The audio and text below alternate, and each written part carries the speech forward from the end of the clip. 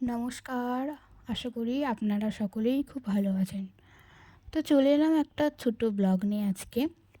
ব্লগটা ছিল জন্মাষ্টমীর উপলক্ষে। আর হাওড়া জেলার সবথেকে শ্রেষ্ঠতম বা অন্যতম জন্মাষ্টমীর পুজো আমাদের এই বাগনানেই অনুষ্ঠিত হয়। তো আজকে তার উদ্দেশ্যে আমরা বেরিয়ে পড়েছি। এখন আমি রাস্তায় আছি, বেরিয়েছিলাম বাবা, বোন, ভাইকে নিয়ে। প্রতি বছরের ন্যায় এবছরও জন্মাষ্টমীর উৎসব আয়োজন করা হয়েছে। খুব সুন্দরভাবে আয়োজন করেছেন আশ্রমের সদস্যরা। তো চলুন আপনারা ভিডিওটা দেখতে থাকুন।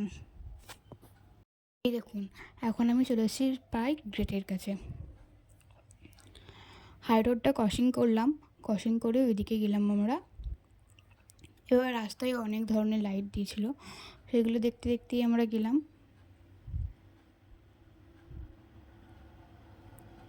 এখন চলে এসেছি প্রায় পুরো গন্তব্যস্থলে।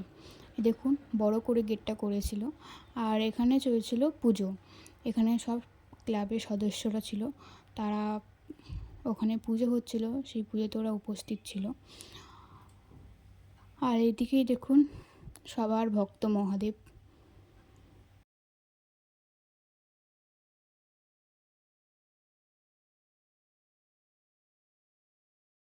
এই যে এখানে চলছিল পূজার কাজ, এখানে সব ক্লাবের সদস্যরা আছেন। দেখুন, চলুন এবারে একটু ঠাকুরের কাছে যাওয়া যাক। রাস্তা ধরেই আমরা চললাম। রাস্তার ধারেই বসেছিল অনেক ধরনের খেলনাবাটির দোকান বসেছিল, যেগুলো দেখতে দেখতে আমরা গেলাম। আর লাইটিংয়ের কাজ তো বলার মতো নয়, অসাধারণ করেছিল। প্রত্যেক বছরই করে, তো এবছর আরও একটু বেশি চোখে লাগার মতো করেছিল, খুব সুন্দর লাগছিল।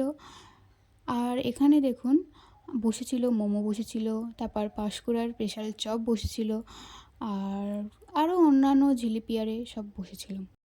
রাস্তার ধারে খেলনাবাটির দোকান, নানা ধরনের দোকান দেখতে দেখতে এখন আমরা চলে এসেছি প্রায় প্যান্ডেলের কাছে। কি অপূর্ব লাগছে বলুন।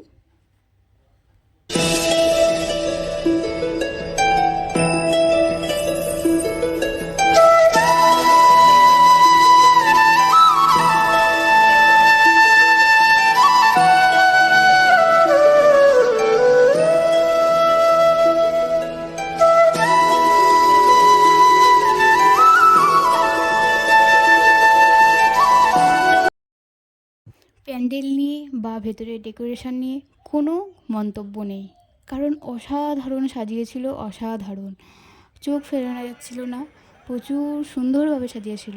এই দেখুন, আপনাদের বলছিলাম না পুজো চলছিল, ওই পুজোর একটুখানি ভিডিও আপনাদের দেখিয়ে দিলাম। আর এইদিকে দেখুন চলে এসেছে এখন মেলার মধ্যে। মেলার মধ্যেও অনেক দোকান বসেছিল, সামনেই ছিল কানাইয়ের দুল, গলার চেন এইসবের, তো পাশেই ছিল সানগ্লাসের দোকান, আরও নানা রকমের ব্যাগপত্র ঝুলছিল। কসমেটিকের দোকানও বসেছিল, বাচ্চাদের খেলনাও বসেছিল।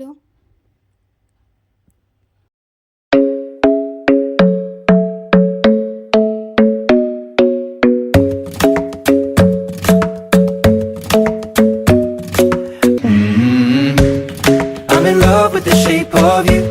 We push and pull like a magnet do. Although my heart is falling too. I'm in love with your body. And last night you were in. মেলা থেকে বেরিয়েই এখন আমরা চলেছি ফুচকার দোকানের কাছে। প্রচুর ভিড় হয়েছিল, তাও একটু প্লেস পেয়েছি ফুচকা খাওয়ার জন্য। মেলায় ফুচকা যাই হোক না কেন, কোনো স্বাদ নাই থাকলেও তবুও যেন মনটা ফুচকা ফুচকাই করে।